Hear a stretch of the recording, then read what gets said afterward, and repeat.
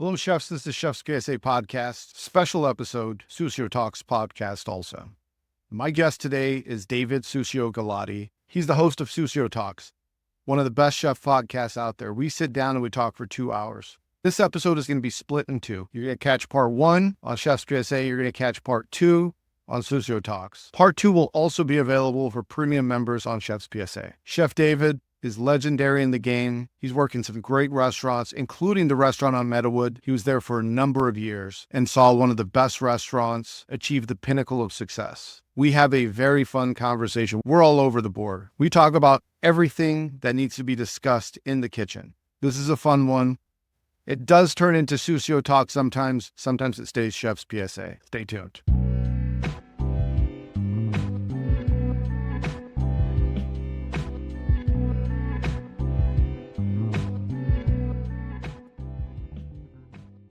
What's going on?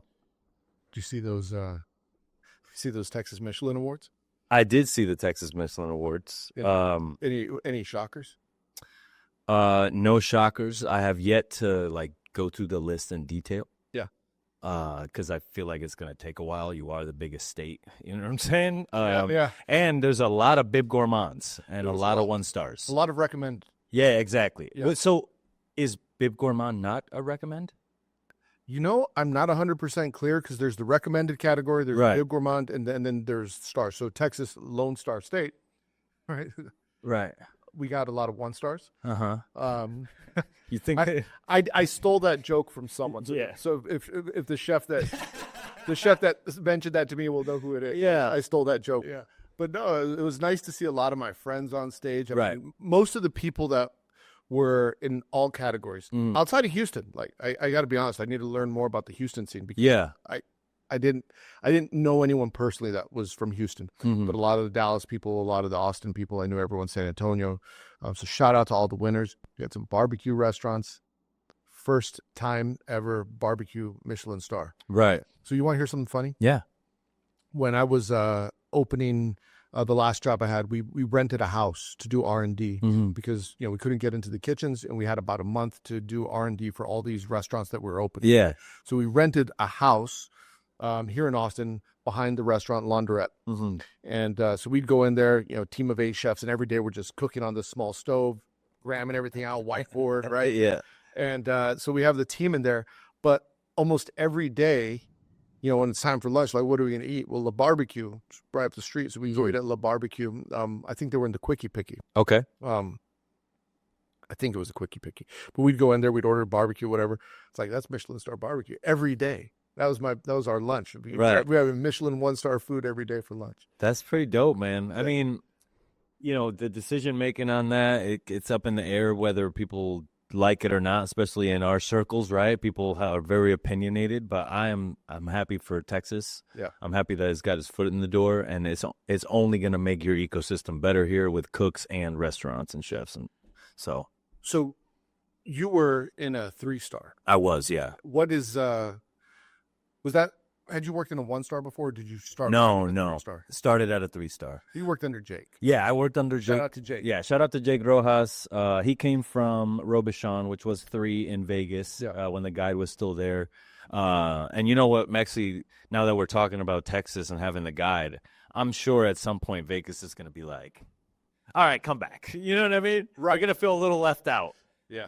Either that or someone had a disagreement over a golf game, maybe on the top levels of those companies, and now, they're not. I heard that World's 50 is coming to the other. I don't know if that's true, and it hasn't been confirmed, but you know how the rumor mills are. Like, I knew Michelin was coming to Texas a year before or more than that before they announced. Definitely. I've heard World's 50 is coming from that same chef. Right. The fucking, what was it, the Underground? Yeah, Right. for sure. The chef Underground has mentioned. Chef Chismosas. Yeah, the chef sees.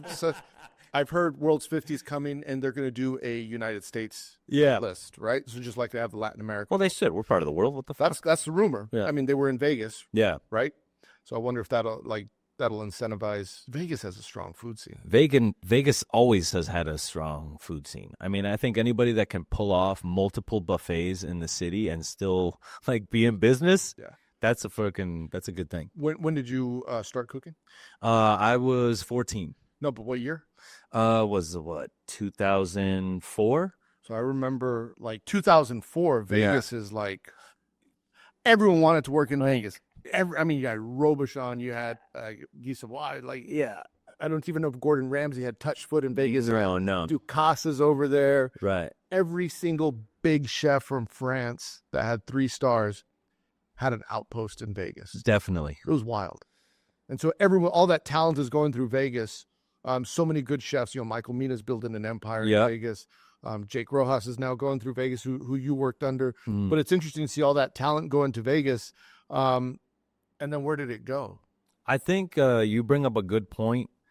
The great migration of cooks always happens. Yeah. During that time, 2004, if you remember, people were going to go stage at Noma, right? So right after that Vegas 2004, 2005 and up, right, maybe till 2013 was like, go to Noma and stage, go spend your 6 months at Mugaritz. It was like getting pumped up at that. It was Alinea too, right? Exactly. So people were going to either learn how to forage, how to cook, cook molecular gaucherie, right? It's like, which direction, chef? Do you want to learn how to make bubbles, or do you want to play with the dirt? Exactly. Most times it was both, because a lot of these, when the other restaurants of Copenhagen started getting in, like the Geraniums and the fucking Amas, right? Like all these places came out of nowhere, and then it was like, oh, it's on. So you saw Vegas, you saw Spain. Then they went to New York, because I feel like that's always the hub. Right. It will always be the hub, no matter what anybody says, I think. Do you think when Vegas was on top, yeah, do you think they were stronger than New York and San Francisco? Absolutely not. No? No, I don't think so. You don't think when Ducasse had Mix and they had Fleur de Lis, and Thomas has opened up Bouchon over there. I mean, I know it's not French Laundry, but everyone had their. I mean, Joel Robuchon is there, and he has the little mansion. Yeah. You don't think Vegas was stronger than California? I think about this a lot, and my answer is always no, because in Vegas, even though you have all these great restaurants, you still only have 4 3-stars, right? Yeah. In New York, they're not all 3 stars, but it's so saturated that the fact that someone went to your restaurant after they had 2 million choices is a lot crazier to me than going to Vegas, having 10 great restaurants and choosing to go to 1. 1 out of 10 to me is like a little bit less than 1 out of a million. Do you think the San Francisco Napa restaurants are stronger than the New York restaurants? They were 5 years ago. If you would have asked me that 5 years ago, I would have definitely said yes. Yeah. Like Meadowood was still around. Yeah. And I'll say it right here on the podcast. When I was there, we were 100% better than the French Laundry. Okay, I will just say it right now. Shots fired. 100. And I always told Chef, like, the fact that restaurant burned down, like, your 3 stars are forever immortalized. Yeah. You'll never lose them, I actually sent him a picture the other day because he brought me up to the rubble after the fire. Yeah. And I have a sick picture of him, like, looking over it, just hand on the hip, like, what? What is this? But you had Meadowood, you had the French Laundry. Yeah. I'm trying to think who else was big. And you had Corey Lee. So at that time, there was only 2 3-stars at that time in 2013 when I moved here. Okay. So what happened was everybody from New York went to San Francisco and Meadowood, French Laundry, Cezanne. Right. Like all of these places started popping up a little bit after that.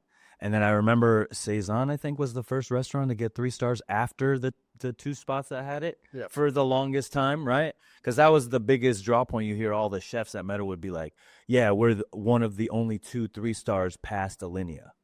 There was no, because the guide had left Vegas. And Alinea was the only 3-star because L2O had it.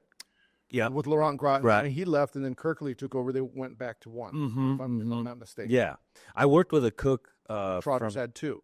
Yeah, exactly. From that time, I'm not sure where he is in the industry now, but just the level of angst and energy for when you have 3 stars, go down to 2, and then try to get back to 3. Yeah, that is a push that. Who went from 3 to 2? You were saying Kirkley when he took over L2O. So L2O had 3, and then exactly over. I think they went down. But I thought it was funny that Kirkley went over to Qua. That's right. Got his 3rd star, and he was like, "Peace, bitches. I just wanted to prove it to myself." Right. His food is so unique. Yeah, it's so like You remember he had that little radish tart? Mm. So School me, chef. So I don't remember exactly what it was on it, but I just remember thinking, fuck, that's a lot of radishes. Yeah. They're all punched out, little radishes into. Oh, right. It was crazy. I mean, and when I saw him compete for Bocuse, and I mean, he's detailed. I geek out on like chefs that have the patience to just sit there and make something so intricate and beautiful. It's like he's one of those chefs that's just his work's intricate. Mm-hmm. I ate at El2O when he was the chef there, and still like there was some intricate stuff there. I was like, yeah, I was very impressed. Definitely. That kitchen was wild.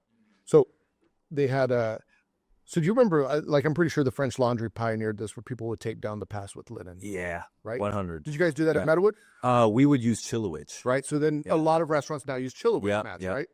Which I think is smarter. It's easier to It's clean. definitely smarter. I'm like, do you remember that linen bill? Yeah. Just on linens that you're going to absolutely destroy with oil. Like, just imagine that bill, the replacement bill. Like, dude, I don't think they were the first ones, because I think that probably comes from restaurants in France. The Chilowich or the linen? No, the linen. The linen. Yeah, But they definitely pioneered it in the U.S., because I don't think anybody was doing that. So they do the Chilowich now. And again, if restaurants are listening, get the custom Chilowich mats instead of taping down. It's so much more efficient. So much more. But when I was at L2O, yeah. the way Laurent Grand had it set up is, I'm pretty sure, because I toured the kitchen afterwards. So we were having dinner, and then I went and got a little kitchen tour. Yeah. And I looked at it, it's like, I'm pretty sure he had silicone mats over everything. And I don't know if this is true or not. He used to have a blog that was pretty intricate. Yeah. Did you ever see it? No. So he had a blog, Laurent Grand, when he was opening up L2O, and he was documenting the process of everything that it took to open up a great restaurant. Yeah. His recipe iteration, the equipment he was buying, his thought process down to the way he's making the dishes and revising them, the butter, whatever, right? So they said that he had these mats on the table that were what's the words escaping me? Like basically big trivets. Okay. Right? Yeah. For hot pans anywhere. Silicone. They're silicone, right? Silicone trivets. But it was just a cover, like the stainless is covered there because he didn't want to hear the noise. Okay. The pots, he wanted it silent, right? Right. Of course he did. The OCD's kicking is like, no. Put it down to the zero pan bang on the stainless. That's like one of those kitchens where you drop something and you're like, everybody's like, what are you doing? And you're like, yeah, that like, if there's chefs that you hear about, like legendary stories. Yeah. I heard legendary story. I've never met Laurent Grand, but he's one of those chefs that, you meet a lot of these icons, right? The Daniels and the Thomases, but then there's these legends that the legends have stories about. Laurent Grand is one of those chefs. I would have loved to have met him, because I've heard so much crazy shit about this guy that was like made him, he's kind of like a Paul LeBrandt type genius. Was it like that when you were at Meadowood?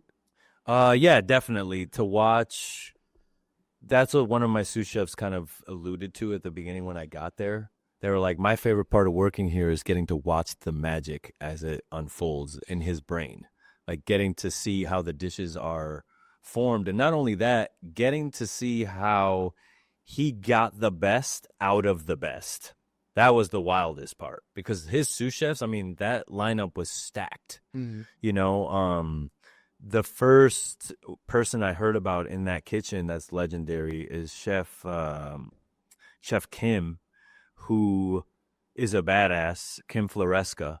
And she actually had like a little excerpt written about her in a book called Stagiaire that came out back in the day about all these people that would like go to these places. Dude, she's worked at the French Laundry, like Alinea, Marguerite's, like everywhere she's worked at. I think her resume has got probably over 100 stars on it. It's nuts. Right. Now I believe she works for Goop, like the Gwyneth Paltrow, whatever line. The candles. But I think so. Yeah, I think it's much more than that, because I think it's like botanicals for the skin product chef. Yeah. You know what I'm saying? Well, I hear Puerto Rican semen is good for that. So it's you, Funito, right? So somebody put the other day, they're like, Kim Kardashian uses Puerto Rican semen on her face. I'm like, no wonder. Like a line of Puerto Ricans. Anyway, where was I? This is not Chef's PSA podcast. This is turning into Sucio talk. So where was I, Chef? You're gonna have to. You were talking about the stagiaire. Yeah. So she staged there, and just when I got there, she wasn't there anymore. Yeah. But you would still hear about her, and that's the coolest part about going into a kitchen where people were still talking about the old crew. Nowadays, you walk into a kitchen and they're like, we fucking hated the old crew. You know what I mean? It's like there's no more kind of respect there because they're like, oh, they put up with these long hours? Huh. Those toxic cooks. Yeah. Must have been a weak-minded person. And I'm like, no, we just worked hard. Right? Right. And which brings up another kind of question that I always ask myself. It's like, you know, to get your 10,000 hours, like I told somebody the other day, I worked at Meadowood for 6 years, and they were like, you worked there for 12 years, right? Because you worked in 16 hours a day. Right. And nowadays we want to, you know, a shorter work hours and this and that. But like, how are you going to get your 10,000 hours? Is it going to take you 30 years to become great? You know, to become at least proficient? Like, where are we at with that? You know, I think we really need to think about the future of training young cooks and like how we approach it. Yeah. Because in the mentality of like, oh, like shift's done, I'm off. Do you think that though? There's a couple of thoughts. Yeah. So there, you could take the approach of doing the 10,000 hours to get proficient. Before 10,000 hours was 10,000 hours when the only place you could get information was books and in the kitchen. Right. But now social media shortens that because you don't have to wait for cookbooks anymore. Okay. You could learn techniques. If your chef didn't know the technique, I'm just making this up. Yeah. Let's say you want to learn how to make a pâté en croûte. No. And your chef didn't know how to make it. So you'd have to, well, who's going to teach me? And then I'm going to have to stage somewhere. And then I have to make sure I take good notes or I'm going to miss the one detail on, you know, whatever they did, right? Yeah. Making the emulsification of the pâté. But now you could watch Chef Steps pâté en croûte video over and over again. You don't have to travel. You don't have to wait for your chef. You don't have to wait to work for a chef that knows how to make it because you go right to the best chef and learn how to make this. So it does you still have to know how to make it. Right. But there's less work in getting access to information. That's a good perspective. So the economy of time has changed. Right. Right. And as we go into the future, people are just going to know stuff quicker or be able to do stuff quicker. Right. So like I'll get on Chat GPT and it's like, okay, I don't understand this. I don't remember what word it was. I was watching a podcast. I was probably watching Sucio talking. He said something. I was like, what does he mean by this? Right. Right. What does this word mean? I haven't ever heard that word before. And then, oh, it means this. Okay, got it. Right. Before it's like, oh, do I remember the word? I got to go find the dictionary. I'm never going to remember it. Next time I'm in front of the dictionary, it's like now you could learn things much quicker. Doesn't mean you're going to retain it. So I heard this story the other day. It was talking about, mythology.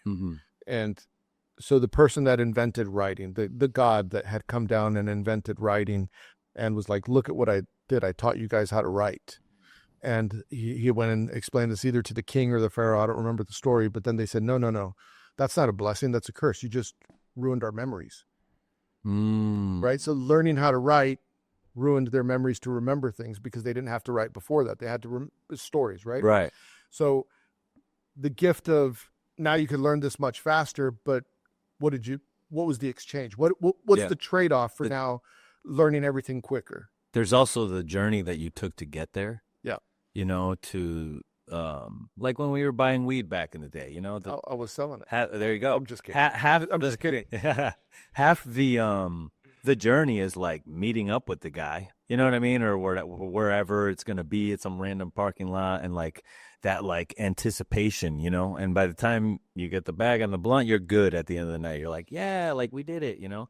But nowadays, like, oh, I just go to the store. You just get your app. You know what I mean? And I kind of miss it. I kind of miss the mystery of like, is this guy ever going to hit me back up? Or like, are we done? You know? Yeah. And so I think the mystery gets taken away.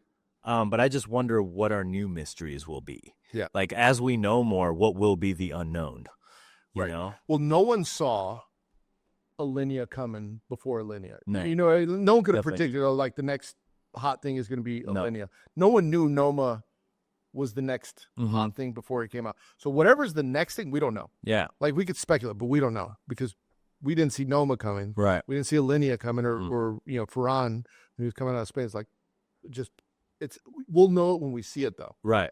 We'll know it when we see it, but I don't think anyone could sit here and say, yeah, I know what's next. You know, I was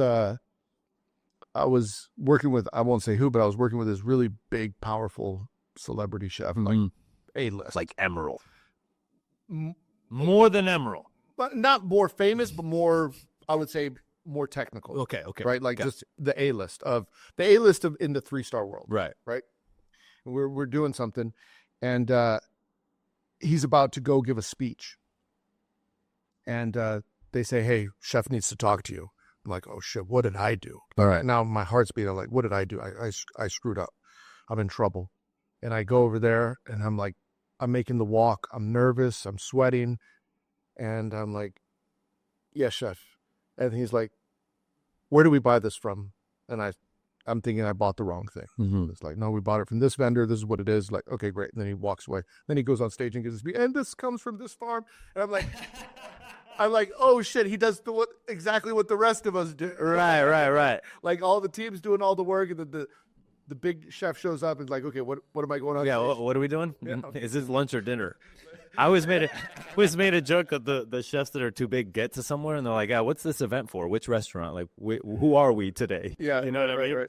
Because it's hard to keep up with, and that's the hard part, right? Because you're a cook, and when you're a cook, you only kind of respect chefs that cook alongside you. Yeah. But then you get to that sous chef level, and then you appreciate the chefs that leave you the fuck alone, so you can be the one that's cooking, Right. And it's hard. The trajectory of being a cook now or a chef is so different, right? Because you could literally go on Top Chef, not know how to cook, and still have, #1 restaurants in New York City or wherever the fuck else. Right. You know what I'm saying? Right. Well, I think a lot of people would be shocked, especially when I talk to young cooks. A lot of them are shocked to find out when they get into the industry and they go work in these name restaurants. It's like, so-and-so's not even in the kitchen. It's like, wait, did you think they were? Did you think that they were? It's like, I promise you, Gordon is not showing up and working service. Right. I promise you that's and that's Gordon. But I mean, I promise you, even the chef that probably has 2 restaurants or 3 is not. No, we didn't have to use Gordon as the example. Like the big name chef that now has 3 in their empire, like they're probably not working the line either. Right. And sometimes even the big ones with 1, the chef de cuisine or whoever's like, setting them up. And I think that's a big misconception. It's like, no, it's not that they can't cook, because I'm sure they still can. It's like we're watching Mike Tyson and Jake Paul last night. Like, he's still Mike Tyson, but he's 60-year-old Mike Tyson. Right. He's not the same guy. What'd you think about the fight? I mean, I think I knew what was going to happen. Yeah, we did. I don't know, man. I thought we'd see a little bit more out of Mike, but that's just because I love Mike, right? So I'm like, but I definitely do think like Jake held back a little bit too, because I don't think he wanted the hate that would come if he did knock Mike Tyson. I will say in round 3, you saw Jake start lighting him up a little bit. And I think that was when Jake realized I could probably close the show. Yeah. And then he took his foot off the gas in the remaining rounds. Right. He was doing jabs like this, like, Yeah. That was his taunting. And I'm like, I don't think that's like, I think, look, I used to box. And the other day I was playing around with someone. And I was like, man, I would be able to smoke this guy before, but like now it's like, I can't, like my timing's a little off, my knees, I can't bend, I can't twist. And it's like, I'm not even Tyson's age. Right. So I know, like, yeah, he probably still hits hard, but everything else is not the same. The knee, I mean, I have my house, I have to go up and down the stairs to watch TV or whatever. I have to walk down backwards sometimes because my knees are not great. Okay. My back's not great. So I look at that as like, I didn't even go through what Tyson went through, right, training and all this. It's like, you know what I mean? Like, if I can't use my knees, I saw it in the first round. Yeah. So again, I geek out on boxing, but I saw in the first round, Tyson threw something and his knee buckled. Right. And I saw that. I was like, yeah, okay, his knees are gone. And then like he'd get off balance and you'd see his knees kind of wobble. like not even from being hit, just he would move and his knees would kind of shake. I was like, yeah, his knees are done. And then you saw that in the later rounds, like he was just stationary. He moved a little bit in round 1 and 2. After that, he just stood there. Right. His knees were done. I was expecting the shutdown after round 2 because honestly, that's what he did when he was younger. Yeah. He just had to knock everybody out before the second rounds, and but we never saw that. Right. And I remember at the beginning when he was doing that, people were pissed off because they paid money for a show, and people weren't going to watch Mike Tyson fights because they'd be done in 10 seconds. Right. And it's crazy because I feel like he definitely like died and was reborn during life. Yeah. Because like we've watched him like do what he did when he was younger and now be who he is now, and it's like tenfold, and it really is like the craziest redemption story, I think, and a good lesson for all cooks and chefs and anybody out there, especially the ones that are getting canceled. Like, it's only a time and a place. Yeah. You give enough time to anything and like you can solve it. You can rush through it, You bring up an interesting point. I want to finish my thought on Tyson and chefs, because what a lot of people don't realize is great chefs sometimes get past their prime too. 100. They get past their prime and they have to pass the torch on to the chef de cuisine or whatever. And, they might have a lot of restaurants, but I don't think they're the driving force behind the culinary anymore. Yeah. It goes down to the chef de cuisine or the person that's running the restaurant. Right. The chef is just out there making appearances, kissing babies, making sure that they're opening other spots, and they're creating a succession plan for the people on the team. But are they driving the latest trend? Are they making all the food purple? No, they're not. Hell no. There's someone else behind the scenes. Right. And I think the Tyson Jake Paul fight, that's a good allegory for the culinary world too. Right.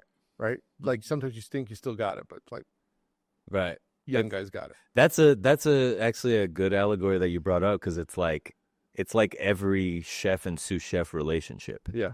It's like especially when old chefs get behind the line and you kind of just got to stand back and you're like, look, the cooks are looking at you like, that's not what he told us to do. You know what I mean? Right. But you're looking at him like, he said to never put tongs in a pan.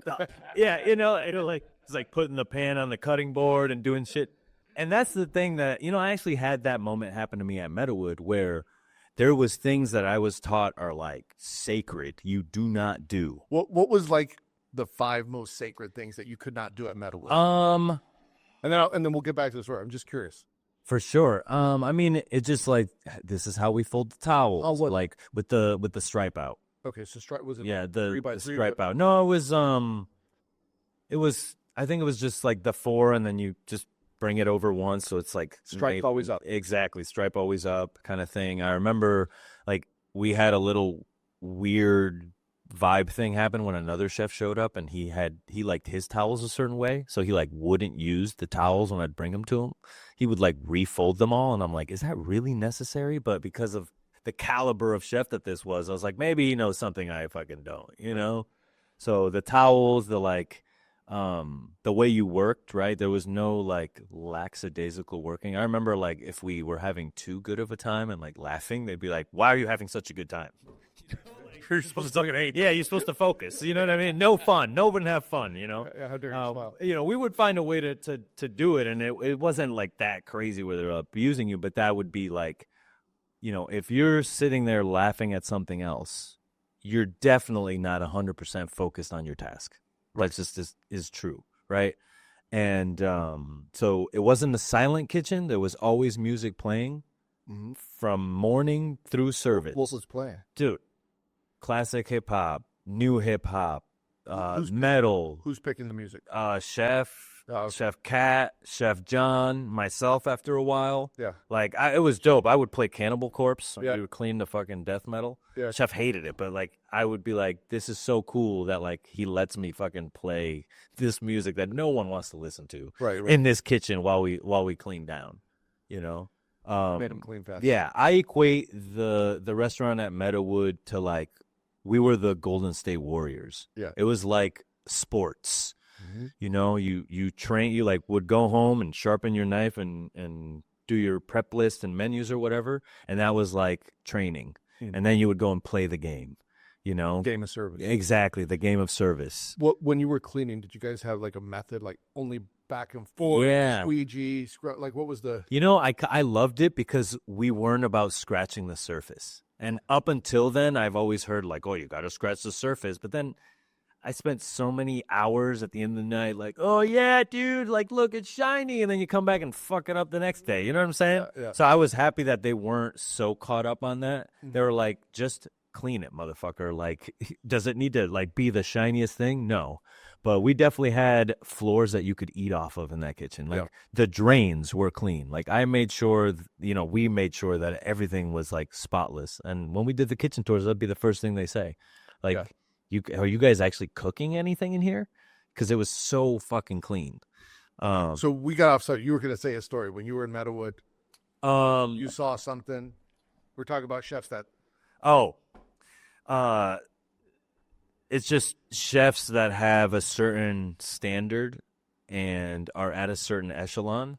It's like rock stars. Like they're not going to play with just the guitar you give them. They want a specific guitar. They want it tuned a specific way. 12 days, that's where I learned that. Like every chef comes with their specificity of what they need. Right. And I thought that, you brought up Meadowood's like 5 things. It was hospitality. It was like how we treated each other mattered as much as we treated the food and the guests, right? So if it was a hard kitchen, but if there was quarrels, we would squash it. And I know that there was a lot of places that didn't do that, Yeah. But I think to define a 3-star, obviously we know the food has to be on point, but I think it's a succession of making everything feel important. Like everything. Do you think a 3-star? How many is Daniel Home doing out at EMP? How many courses? I don't know exactly, but he's not doing what he used. Got to be fucking over 18. No, I read. Is it 12? No, I think he's doing like 5. What? Yeah, I think. Let me. Yeah, let's look. Well, you got a computer. Can you Google? But I don't have Wi-Fi, chef. See, that's the problem. Hey, let me look it up. I don't know why they don't put Wi-Fi on these computers. You know what I mean? Like we're. I'm going to use it for 9 to 10 courses, 5-course menu highlights. The main dining room tasting menu is 9 to 10 courses, 5-course menu. So which one is it? So they have both. Yeah. That bar Main seating. dining room menu is 9 to 10 courses for $365. So you got to save $1 a year per day for a year. They also have. I thought they had a 5-course. Right. How much is their wine tasting? Their wine pairing. What is the dress? $365 for how many courses? 9. What menu does the restaurant offer? We offer 3 menus. Okay. So 11 Madison Park offers 3 menus. 3 menus, all of which are 100% plant-based. Okay. Our main dining room tasting menu is 9 to 10 courses for $365 per guest, traditionally lasting 2.5 to 3 hours. Right. Featuring both plated and communal dishes.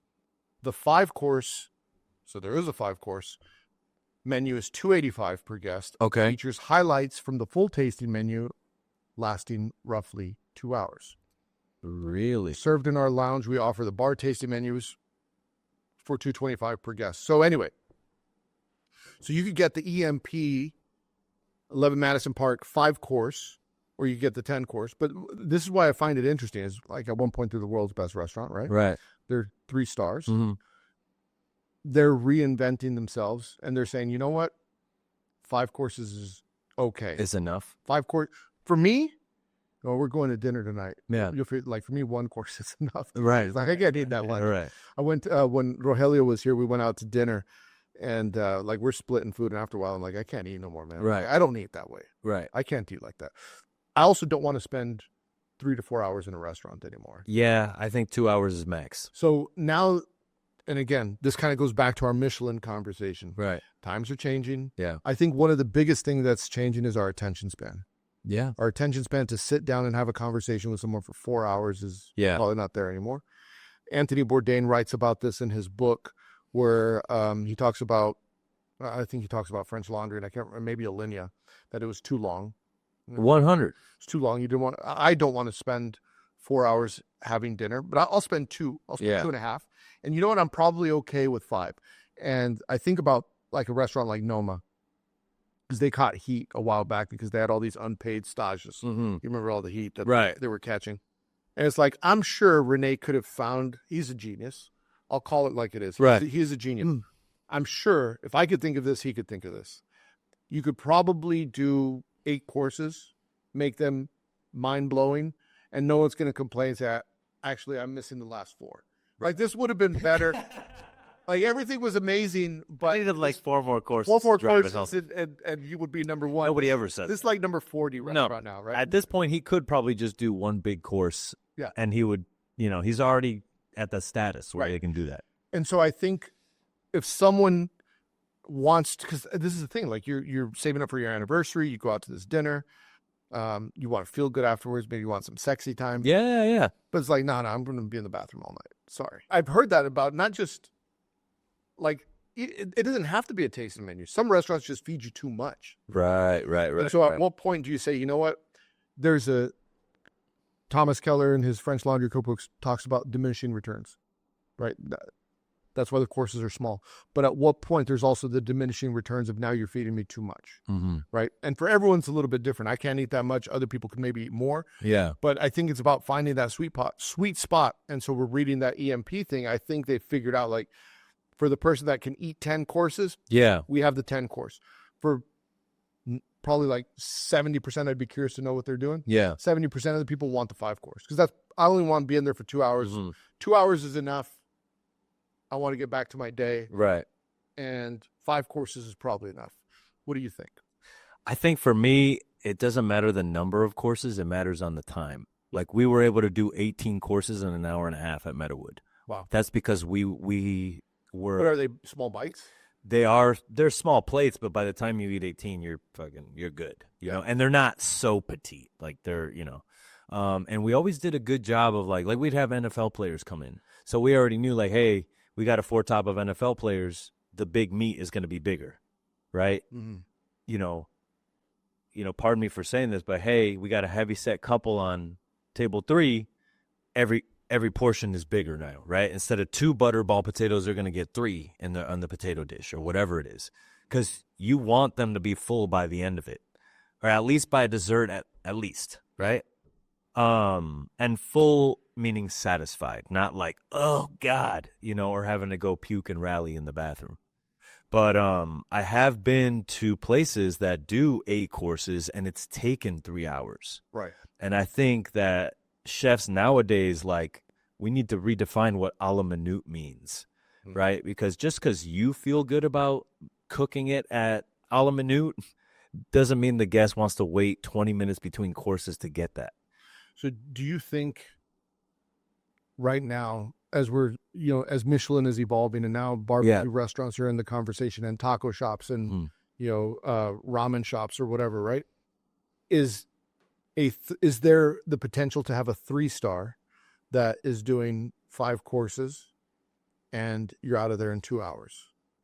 I think for sure, because anything is possible. Like you said, barbecue spots are now on Michelin. I think I was telling you this earlier, though. I think the 1-star, it's not going to lose value, but the 2 and 3 stars, it will raise the value of the 2 and 3 star. And I think the 1-star is going to become sort of the nod from Michelin. And I think what's happening more and more now that they open in all these cities, they're not opening in the city and being like 2 3 stars, right? They're really coveting those 3 stars, coveting those positions, and making sure that they introduce trajectory. And I think that's why Texas did all the 1 stars and the recommendation bib gourmands that they did, because it sort of gets these restaurants in the mix, and then they kind of have to build a relationship with Michelin, because I know that Chef Costa would call them regularly throughout the year. And how am I doing? Really? Oh, yeah. Like, these people are having conversations with the chefs at these restaurants, not like telling them what the rule book is, but after 6 years of you getting 3 stars, they know you. Right. You've done dinners for them. The organization. They're going to call and say, hey, Chris, like, meal was good, like, whatever, you're doing good. I feel like they also let restaurants know, like, unless the decision is decisive, where they're like, we're taking away the star, I feel like they kind of hint a little bit to them. Now, I don't know this for sure, Right. But what I can tell you for sure is that there is a person right now that used to be in Michelin who's out there consulting I've heard this. and selling secrets to these restaurants to get 2 and 3 stars. I actually talked to someone about that the other day. I say fuck that. Like, you can't step out of this company and say this is how you win a 2 and 3 star and charge money for it. How much are you charging, my friend? You know, if that person hasn't gotten Michelin stars of their own, they have no fucking business consulting to restaurants on how they should get Michelin stars. Well, it's the same thing that Forbes Travel Guide does, right? Right. So Forbes Travel Guide, if you're a restaurant or a hotel, you could pay for Forbes Travel Guide training. And they tell you exactly what they're going to look for. So, and they're going to charge you, I don't know what they charge, but they're going to charge you whatever they can. And they can say, okay, if you want to get a 5-star restaurant or a 4-star restaurant, and with Forbes, it's 5 or 4 or nothing else. There is no 3, right? You're either 5 or you're 4. It's like they're going to go through and they're going to tell you every single thing that you need to do, and they're going to outline it for you, and they're going to say it's very quantifiable.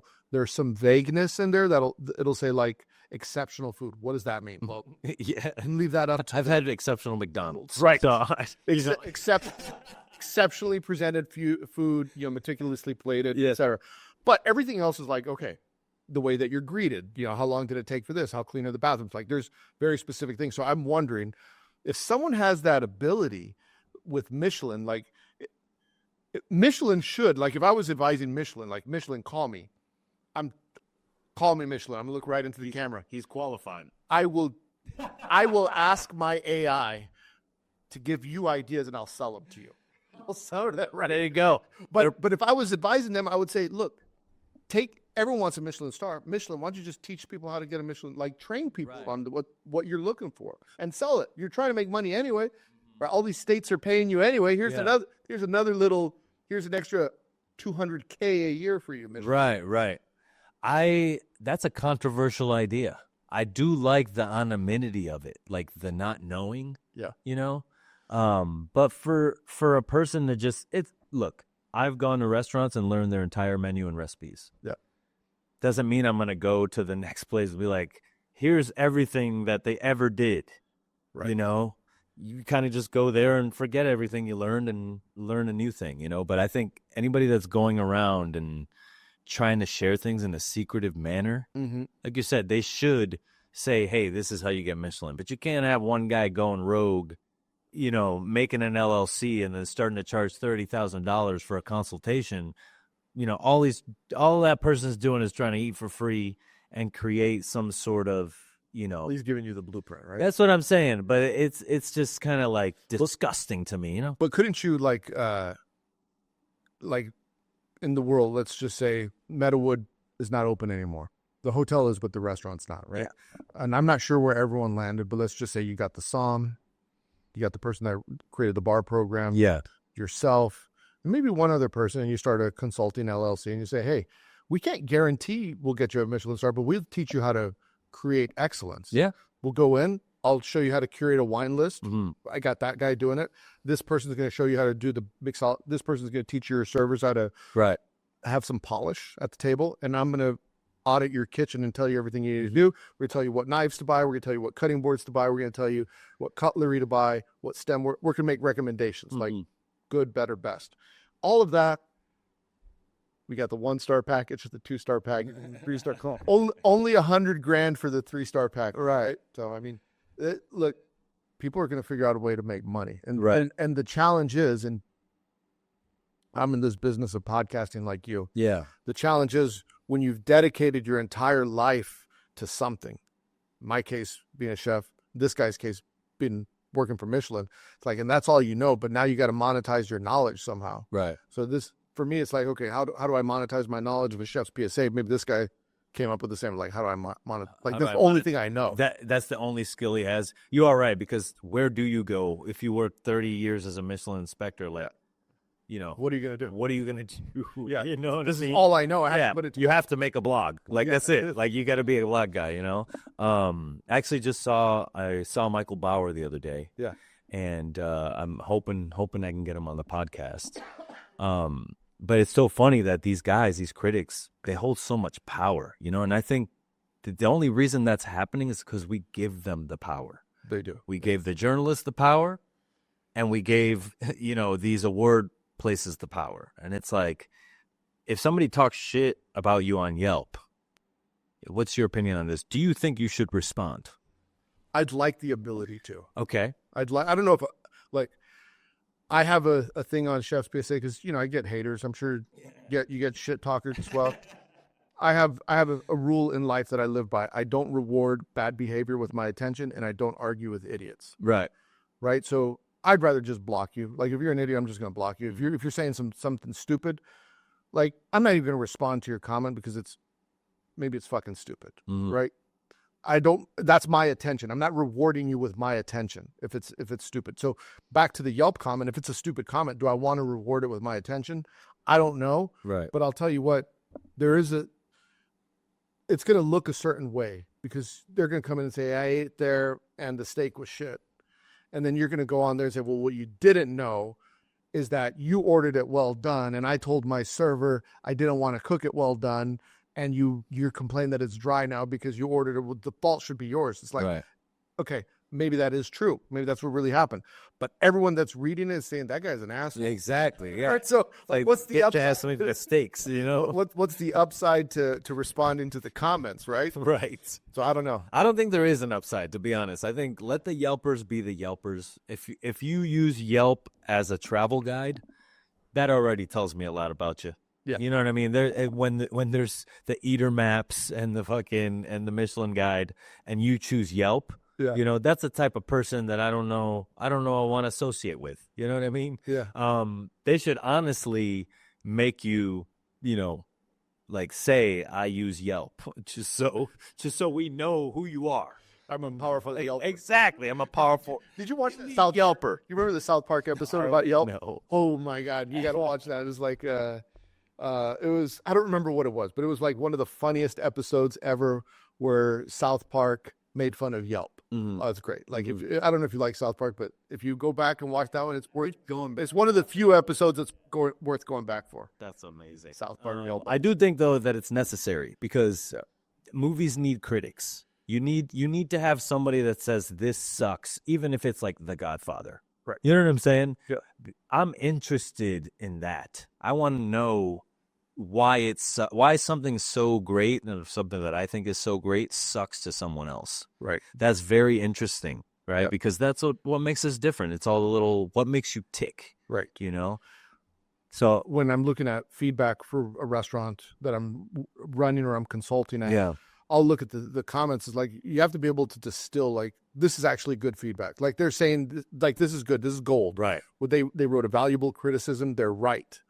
But there's other times like, you know what, I just don't like duck. Yeah. Okay, well, keep trucking. I look for consistency. Yeah. You know, if 4 people write the same review about the puree being too salty, then maybe we got to change the recipe. Maybe as it sits in the pot, it's reducing a little bit too much and getting too salty, right? All of these things are valid. But I do think a lot of Yelpers just go on there to like just talk shit and hate and, you know, have their sense of I'm a restaurant critic. Yeah. But also chefs, like, don't be so damn sensitive, bro. I should be able to go to a friend's restaurant, and if I don't like it, I should be able to trash that shit and be like, yo, bro, what the fuck? Like, I came here, I have high expectations. We used to work together. I know you can cook. What happened? You know, because it's just funny. It's like, I'm sure that day the meat didn't come in till late, so we didn't get to cook it enough, and it wasn't quite brazy, but we didn't have any more. We couldn't 86 because we couldn't print new menus, and that's why you ended up with that shitty cut of meat. You know? Yeah. To me, that shit's interesting, and it's we need to be able to poke fun at ourselves. Yeah. But we've made it so severe that now people read, and it's people too, right? They'll read a bad review and they won't try it. I'm like, you write a bad review about somewhere, I need to see what you're talking about. Right. You know? Because I've been to some restaurants that people say are amazing and they fucking suck. Do you think, still staying on the subject of food critics, do you think, because you and I are both in the podcast world, right? Do you think food critics and food writers, because not all of them are critics, some of them are just writers. Right. Do you think they still hold the same weight that they did or do you think that they're missing the boat by not having the Eater podcast? Mm-hmm. Not giving Eater ideas, by the way. I think if anything, Eater is probably working on a podcast. There's no way they're not. Come on, yeah, all that will come pretty soon, right? And it's going to be interesting to see who do they pick to be that person. Is it going to be a journalist who's never done shit in the kitchen and doesn't fucking know? Or is it going to be these chefs that these people write about, the fact that we have to work so hard, right? Right. Why don't you, let's take, Chef Roland from San Francisco, and let's give him an analyst position. Let's have our Charles Barkleys and our Shaqs and our, when Thomas Keller can't move anymore, I want to know what he thinks about the up-and-coming talent. Mm-hmm. But we haven't set ourselves up with that trajectory yet because, honestly, we don't work together well. Right. The whole ecosystem of, like, the NBA, the Stephen A. Smith talks so much shit about all the teams, yet he's on ESPN. And it's like, it's all valid, right? Yes, in the world, everything's fair. Right. And I think we need to get back to a place where we're not killing each other over opinions and not talking shit behind each other's back. Let's have the conversation. So do you think, sticking on the subject of critics, and let's just, fill in the blank magazine or Eater publication, you're going to go and start your own podcast, your X publication, you're going to start X podcast, and you're going to have a journalist now start hosting the podcast. There's some problems with that because just because you're a good journalist doesn't mean you could translate that now to conversation. Right. Right. So it's a different skill. Right. It's a completely different skill talking on a mic versus, writing. But then who are the guests? Are you interviewing other people? Is this about your opinions on the restaurant scene? And you're going to say this restaurant, or is this your opinion on the industry? Because that changes who you're bringing on the podcast. You're going to bring on an influencer who's eating at all the restaurants versus you're bringing on a chef to highlight them. Right. Right. So it changes the dynamic. And then if you're a chef, and we were talking about this earlier, I've had a lot of chefs hit me up and say, hey, I want to jump on the show because my chefs in the kitchen love your show. And so I want to be on it. Right. And I think that's cool because I don't think they're calling up, a food magazine and saying, hey, all my cooks read your magazine. I want to jump on can I be featured in your magazine? Right. So it's a different, My friend Diego from Michelin, he always says the reason people like our podcast is because you're not civilians. Yeah. You've been through it, you know it. You're not trying to tear us down. You're actually trying to build up the industry, and you know what you're talking about. You're not coming at it from I'm a 1-year line cook, or I'm an outsider trying to tell you guys how to fix it, but I've never done it. Exactly. Right. And it's funny, I've been cooking since I was 14, 6 years in Michelin, 2 years as, executive chef of that group, and then now I've been executive chef and private chef for the last 4 or 5 years of my life. And I still am like, I should not have an opinion. I'm not good enough. Legitimately tell this to myself. And then I'm like, shut the fuck up. Yeah, you can. Because there's people out there with way less experience that have more of a weighted opinion in our food world than most people, right? Like Thomas Keller, for example, he doesn't ever make an opinion about restaurants or food or any of that, really. You know what I mean? He's like, he doesn't say anything because he has the power. If he says, yo, this restaurant sucks, that restaurant's going to close. Yeah. He has a loaded weapon. Yeah, exactly. And he doesn't use it, right? There's other chefs that wish they could, but you're just never there. Yeah. But you're looking at the two that will be able to. So that's it. Right. Right. One of the things that when I started the podcast, one of the things was I don't have, I'm not going to get fired. There's no fear. I can say whatever I want. My boss isn't going to come up to me and say, hey, you shouldn't have said. I have to deal with it because the person that's going to say it to me is me. Right. I'm going to look at it like, I was stupid. I shouldn't have said that. I'm going to be my own hardest critic, but I don't have anyone over me saying if I say something stupid, the empire crumbles. Right. That's just, if I say something stupid, I have to deal with the consequences. So it's much different for me. That is full-time chef's PSA versus a chef that hey, I I can't really talk shit because there's a whole brand behind me and there's mouths to feed. Right. Exactly. And that's sort of a responsible thing for him to do. That's why I remain as independent as I am, because I don't want somebody telling me what the fuck I can say. Is that more important? I think it's more important to have the freedom. You've been on both sides. Yeah. So you've been the employee, and now you also have your Sucio Talk is entrepreneurial. Right. Do you value your freedom? And if someone, like, what's the unicorn that would say, okay, Sucio Talk's done? No more. Nothing. Nothing. I would not. If Thomas Keller himself walked into this room and said, full budget, whatever you want, wherever you want in the whole world, open your dream restaurant, let's go do it, I would not quit Sucio Talk. I would be like, I'm sorry, that's great and all, and that would help me achieve the status that I want to achieve. But you know what? I need to be able to say what I want when I want, and I need to be able to have open conversations, and open-ended ones at that, right? Because in 10 years, my opinions might change about the shit I said today. And again, it's like a review is so finite that there's no conversation. The podcast makes room for conversation. But I told myself when I started this, and I made it real for myself, like, I am not going to stop doing this until I'm dead. And there's been a few times where people have talked shit about other people on the podcast, where I've gotten DMs of like, hey, what the fuck, but I honestly don't care, because it's that person's truth, right? There's a lot of assholes out there. There's a lot of people that I'm going to have on the show that people aren't going to like or agree with. You bring up something interesting. Yeah.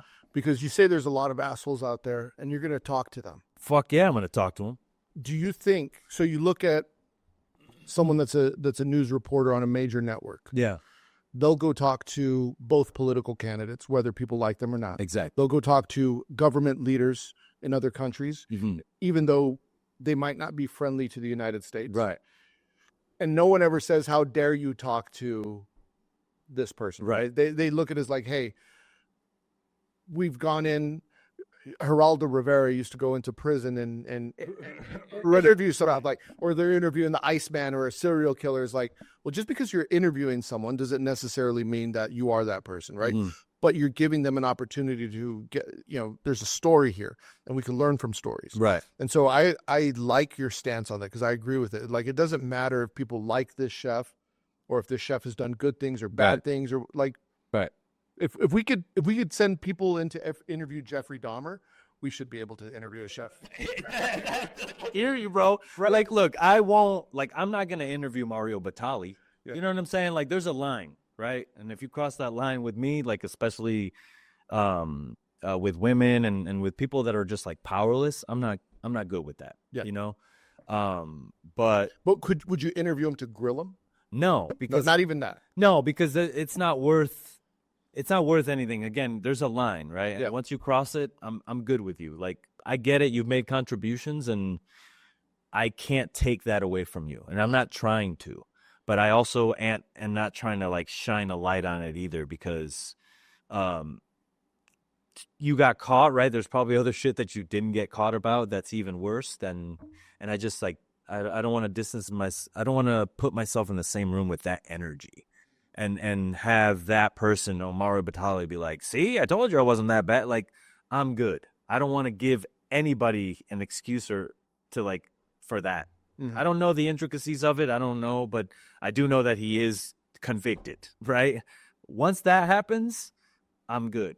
Yeah, it's not even hearsay. Right. The allegedly shit, that's when I'll take a chance. Yeah. On somebody that allegedly did some shit, But once you're fucking tried and proven by the government, I'm good, bro. Let me ask you this. We're still on the subject of podcasting, because it's a unique world, and I know right now there's a lot. I mean, we're in it, so I probably see a lot more chef podcasts than people even realize exist. Definitely, yeah. Yeah, a lot of people probably don't even know that these exist. Yeah, but it's like I'm in the world, so when a new one pops up, I feel like it's my responsibility to listen to it. Yes. Like, I'll listen to an episode 100% to see how it is. Like, see if I can learn something from them. Yes. Has your life changed since Sucio Talk? Like, what is different from, Sucio BC and Sucio AD. or CE, right? I think BC, I was timid. Yeah. Not in the kitchen, but like to say what I thought. Mm-hmm. And they kind of took it away from me. The reason that I started the podcast is to inspire people through action, like going to these places and finding the chef and talking to them, or figuring out a way to get in a room with someone that you really admire and really look up to learn from them, and not like hey, you want to be friends? Because like that's weird. Don't cold call people and say, you want to be friends? You can do that, I guess, right? But like, that's a little weird. So those are all the reasons that I started. And I've always wanted to be an entertainer. I've always wanted to be a comedian. Like, I'm very loud and have a good personality, and that shined through a lot of the 3-star. Because you do a lot of show. It's a lot of theater. Sure, right? Sure, yeah. Which people like. They're paying $50 of that bill. Is that like? $200 covers the food, $50 covers the dishes and the show, right? So in terms of podcasts, like there is a lot of new podcasts popping up, and I feel like there's 8 billion people in the world. Like we're fine. I only need 1 million. I'm good. It's not for everybody either. That's the thing. Like I don't do my podcast for everyone. If somebody has a problem with what's going on in the podcast, I have a phone number. 510-463-1145. Have you seen Fancy Chef? Well, I hope you've enjoyed this episode so far. If you want to listen to the second part, go to Sucio Talks. He's got part 2. Or become a premium subscriber on Substack or Spotify, and you listen to part 2 on Chef's PSA. If you want to support the show, you know what to do. Make sure you leave 5 stars, nothing less than 5 stars. Go to chefspsa.com. You get everything, books, merch, and continue to support what we're doing here. Go subscribe to Sucio Talk. Leave them 5 stars too. We'll see you next week. Hit the porno music. No André in the kitchen, mixing, dropping chef knowledge, no fiction. Stirring up the beats, heating up the session. Listen close, classes in session.